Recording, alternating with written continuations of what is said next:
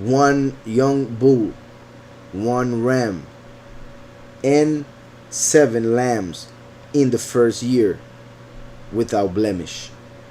So 7 lambs. We know Yahushua HaMashiach is the lamb. 7 represents earthly um, completeness. The fact that the creation was completed in 7 days. So because of that, the number 7 represents completion. Is pretty much the fact that it's the lamb, 7 of them in the first year. That is connected to how Yahushua died close to his birthday on Pesach as the lamb of the redemption to redeem us from our sins, just as the lamb that they used as a representation in the Exodus to redeem them from slavery in Egypt. We read here that it says one young bull. The bull is the animal that represents the last, the second coming, the witness like Moshe. The ram is the one that represents Eliyahu, the witness like Eliyahu, who 2,000 years ago was pretty much John the Baptist, Yahuchanan, the immerser. So, one bull, one ram. When it says bull, it just says young, which is connected to Metatron or Mikael, coming as a man. He's called the little Yahweh, or pretty much the young Yahweh, the representation of Yahweh, and young in the sense that is as a son, as in this case the firstborn, who gets that honor through Yahushua HaMashiach, who is the only begotten son. The bull and the ram, 1 and 1, because those represent the 2 witnesses who will be captured on that day, the first day of the 7th month. They will be captured and prepared for the sacrifice 10 days later, which we will see throughout the whole chapter, in which many sacrifices are mentioned, because during these feasts all sacrifices of the 2 witnesses and the martyrs and the many will happen. So it's pretty much the end, and that is the end of death when it comes to those who will receive justice or justification, and also salvation, of course. And therefore we will see a lot of sacrifices during the actual feasts. So one young bull, one ram, those are the 2 witnesses, the witness like Moshe. And the reason why the witness like Moshe is represented by the bull is because the bull is the animal that is that represents the tribe of Yosef or Yahusef. His tribe is represented by the bull. And since the successor of Moshe was a descendant of Yosef through Ephraim, through Nun, we see that the prophet like Moshe that Yahweh promised in Deuteronomy 18, he would have to come from Ephraim, who came from Yahusef, because he was the one who became the second to the throne in Egypt to feed the whole world, as in the end times the lads will have to feed spiritually through the true doctrine the whole world, obviously those who want to eat of that spiritual food. So that is why the bull is connected to the last, because of the bull representation of the tribe from which the last comes. The ram is connected to Eliyahu. We see it, for instance, one of the examples that I always mention is just like when Abraham took Yitzhak to sacrifice him. When he did that, he told Yitzhak that Yahweh would provide a lamb.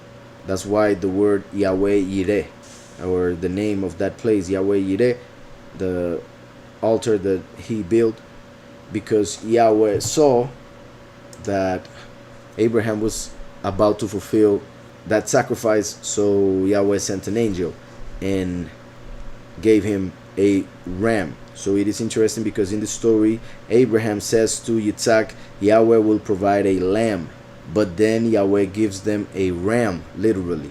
So that story represents, well, many things, but in this case 2 things. First, that the ram that was given to them at that time was not the one prophesied by Abraham, because Abraham said a lamb. So the prophecy of Abraham was Yahushua HaMashiach, the lamb of Pesach. That's the one that Yahweh actually provide instead of Yitzhak. Yahweh provide his own son, Yahushua the lamb. And then the fact that a ram was given is because the ram represents Eliyahu. And since the second coming, the last, the witness like Moshe, becomes the spiritual father because of the doctrine, becomes the spiritual father of Eliyahu. 2,000 years ago, Eliyahu, John the Baptist, had his own disciples. Yahushua had his own disciples. In this end times, because of the true doctrine, both witnesses must have the true doctrine. So they will pretty much, Eliyahu would be as the prophet of the witness like Moshe, just as Aaron was the prophet of Moshe. So pretty much as a disciple, because of following the same doctrine, he would be a spiritual son. So since that is the case, the fact that the witness like Moshe must present the witness like Eliyahu, who is pretty much a spiritual son of his, is as Abraham presenting his son Yitzhak. So the fact that Yahweh actually gave Abraham a ram instead of Yitzhak is to show how the last, who comes as a spiritual father, will have to present one of his spiritual children, that being the witness like Eliyahu, as the ram that Abraham presented. So that is why the ram is connected with Eliyahu, the lamb with Yahushua, and the bull with the witness like Moshe. So one young bull, one ram, the two witnesses who will be captured on this day, the first day of the 7th month, and 7 lambs in the first year, without blemish, just like Yahushua the lamb is without sin. So the two witnesses through Yahushua are without sin, just like everybody else who accepts Yahushua HaMashiach, of course. So the 7 lambs represents the fact that the two witnesses, just like the 144,000 who will be also blessed by this sacrifice, because it's also as if the 144,000, through believing in the doctrine of the two witnesses, are pretty much offering to Yahweh those two witnesses in the positive spiritual sense. So the 144,000, the chosen few, are the ones who will be blessed through salvation by this sacrifice. And the 144,000, as we read in Revelation 7 and 14, are the ones that follow the Lamb wherever he goes. Wherever he goes, meaning 7. Everywhere, everything, the number 7. That's what represents. Also, it shows how the two witnesses will be killed, sacrificed, on the 7th millennium, on the day of rest, the day of Yahweh, the Shabbat. Which is interesting because also Yahushua said that Shabbat was made for the Son of Man and not the Son of Man for the Shabbat. So we see here the representation of the millennium, the Shabbat, through the 7, the lambs connected to Yahushua, the first year to when he died, at the beginning of the year when he was also born, and without blemish because he doesn't have a sin. Then it says, their grain offering shall be fine flour mixed with oil. The grain offering is the representation of the 144,000, which I mentioned, that are the ones that will be blessed through the sacrifice of the bull, the ram, and their belief in the lamb. Their grain offering shall be fine flour mixed with oil, meaning these are the 144 who are mixed with the Spirit, represented by the oil. They are anointed by the Ruach HaKodesh. Then it says 3/10 of an ephah for the bull. The number 3 normally represents the many, and just like the bull, the last comes for the many that reject the true Messiah and are following wrongly the Messiah taught by this world. So those who actually believe that Messiah came and died for them, and they act as Messiah told them uh, to act, meaning loving their neighbor as themselves, they will receive justification, even though, like, even if they don't accept the actual and the full doctrine of the two witnesses. But if they follow the commandments, pretty much loving their neighbor as themselves, and believe that the Messiah came and died for them, even if they don't confess the real name, they will receive justification, and those will be under the last, meaning they will have to answer and they will see the face of the second coming. Only the 144,000, and obviously those who accepted Messiah on his first coming, will see the face of Messiah, the first Messiah, the truth, the way.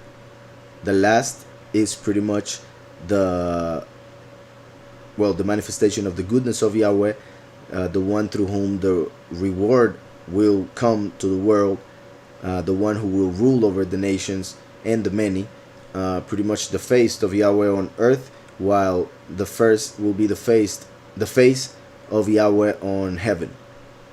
So that's why some will be able to see Messiah the first, and the rest will only see the last.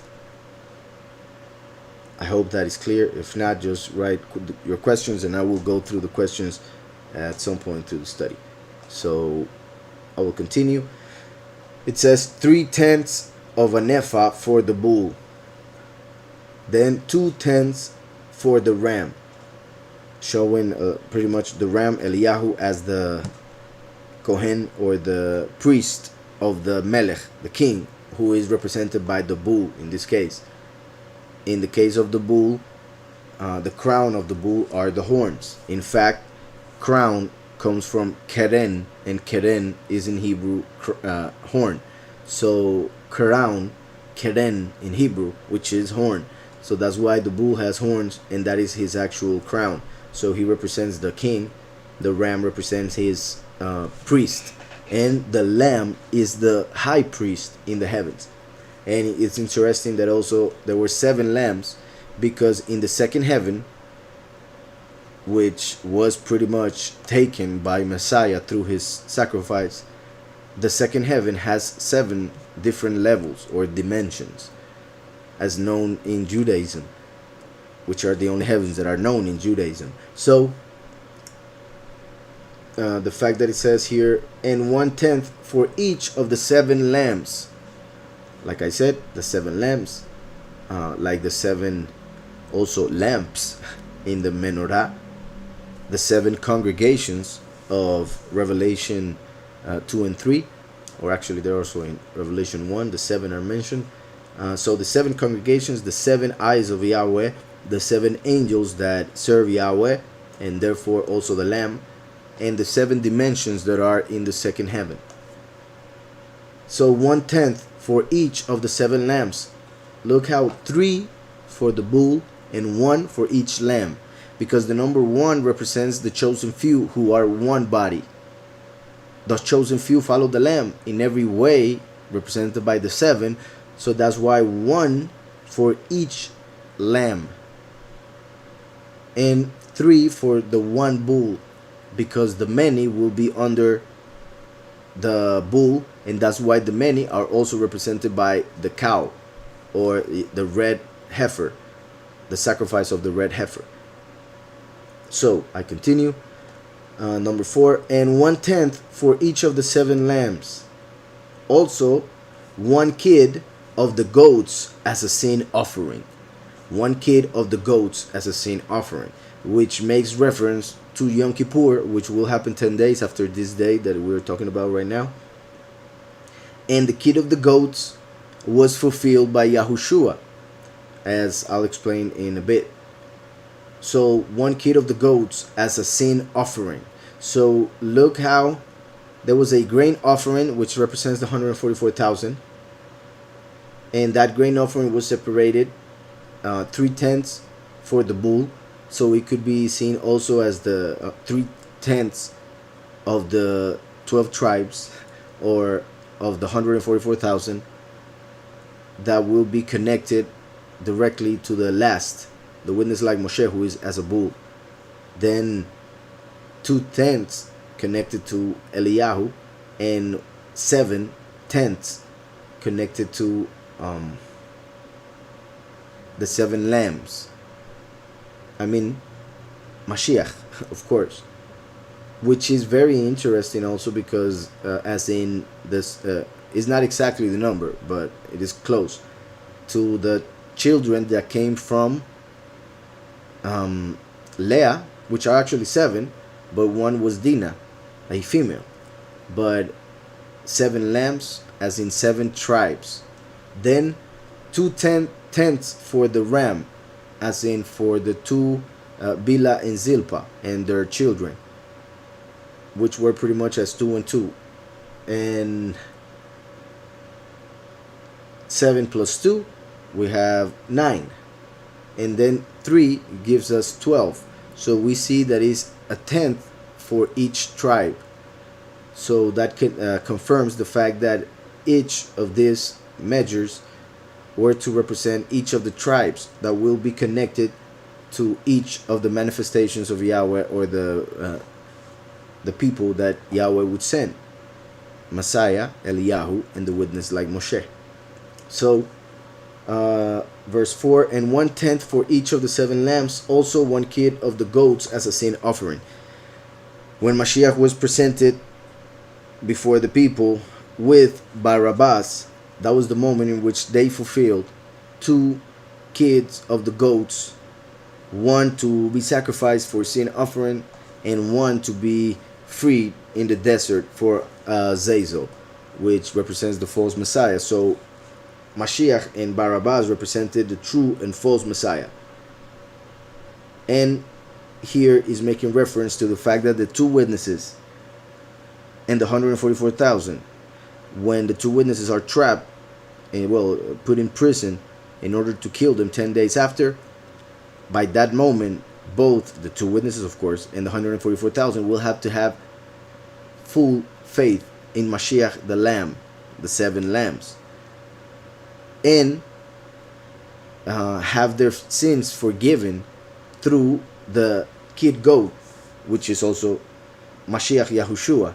But the difference between the lamb and the kid of the goats is that the lamb is mostly connected to Pesach, even though you could also offer a kid of the goats if it was under a year. And in Yom Kippur, we see that 1 kid of the goats is presented, 2 of them, but 1 sacrificed. So Yahushua fulfilled the lamb of Pesach and the kid of Yom Kippur. So also 1 kid of the goats as a sin offering. So it shows there how Mashiach was given for our sins. That of the 144, obviously those who believe in him, but mainly those who also confess his actual name. So also 1 kid of the goats.